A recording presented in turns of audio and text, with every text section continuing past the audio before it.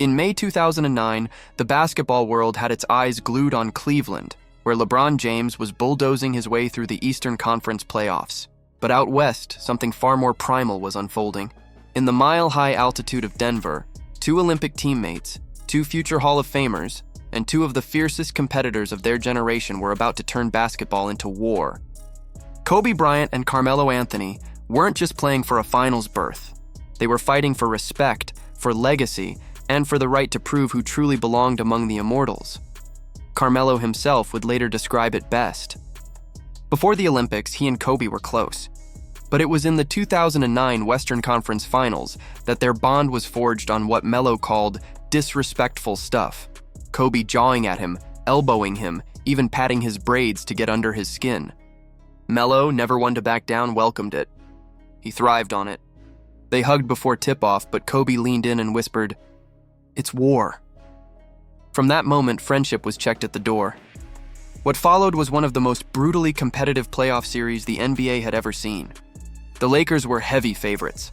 Kobe was deep in his prime, averaging 30 points per game and looking unstoppable.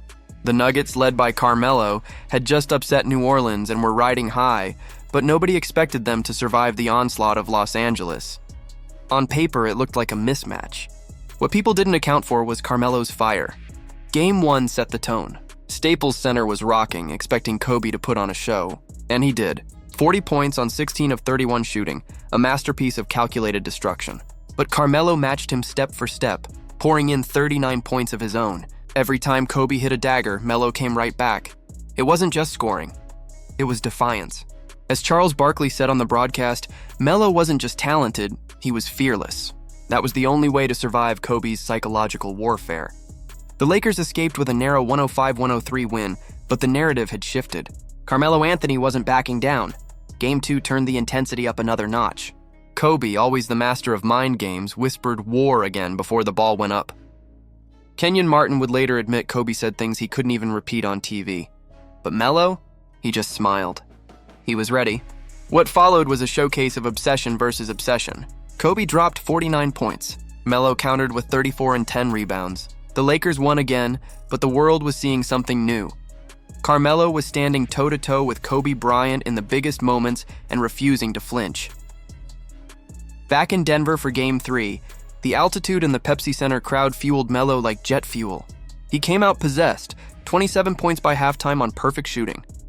Reggie Miller, calling the game, said Melo wasn't just scoring, he was making a statement. But this is where Phil Jackson's brilliance entered. While Melo was scorching, Kobe shifted gears. Instead of chasing numbers, he orchestrated. He trusted Pau Gasol, Lamar Odom, and Derek Fisher, letting them carry the load while he picked his spots. Denver won the game, but it was clear, this wasn't just Melo versus Kobe anymore.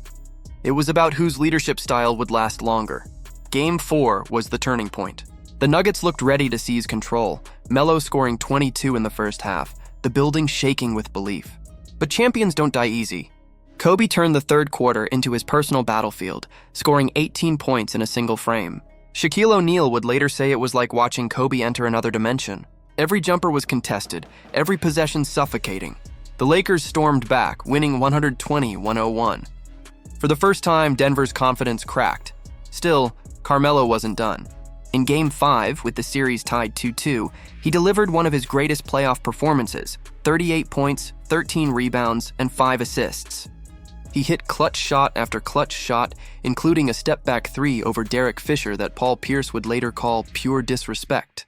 The Nuggets stole the game in Los Angeles, tying the series 3-2, and for a moment, it felt like Carmelo Anthony was about to drag Denver to the finals. But legends write their stories in the moments that matter most. Back in Denver for Game 6, Kobe Bryant closed the book. Carmelo was brilliant again, scoring 35 points through 3 quarters. But Phil Jackson unleashed waves of defenders, forcing Melo to work for everything, doubling and tripling him until the gas tank emptied. Meanwhile, Kobe was in pure Mamba mode. Fadeaways, contested daggers, free throws under pressure. He executed with the calm of someone who had been there before. Melo missed his final shots and Kobe iced the game at the line. Lakers 119, Nuggets 92. Series over. Kobe was heading back to the finals, and Melo was left with both heartbreak and validation. The Lakers went on to beat Orlando in the finals. giving Kobe his 4th ring and his 1st without Shaquille O'Neal. The redemption arc was complete, but for Carmelo, this series was something else entirely. He didn't walk away with a trophy, but he walked away with respect. He proved that he could go toe-to-toe with the best in the world and never blink. Dwyane Wade would later say, "People forget, but Melo went at Kobe in his prime and never backed down." That's legendary. Looking back, the 2009 Western Conference Finals wasn't just about who advanced. It was about the essence of competition. It was Ali versus Frazier, 2 warriors meeting in the center of the ring and refusing to yield. Kobe got the ring, the glory, and the validation of his greatness. Carmelo got his respect, cementing himself as one of the most fearless scorers of his era.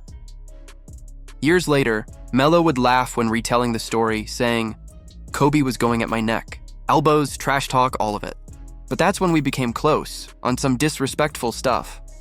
That's the paradox of true competition. You hate each other in the moment, but in the fire, respect is forged.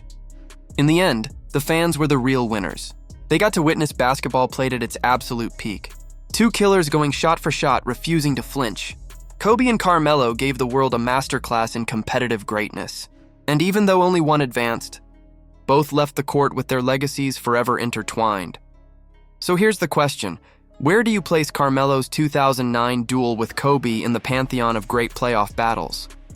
Was it his defining moment, or simply one chapter in Kobe's legendary run? Let us know your thoughts in the comments below. And if you enjoyed reliving this epic war, don't forget to like, subscribe, and turn on notifications so you never miss another story of basketball's greatest battles.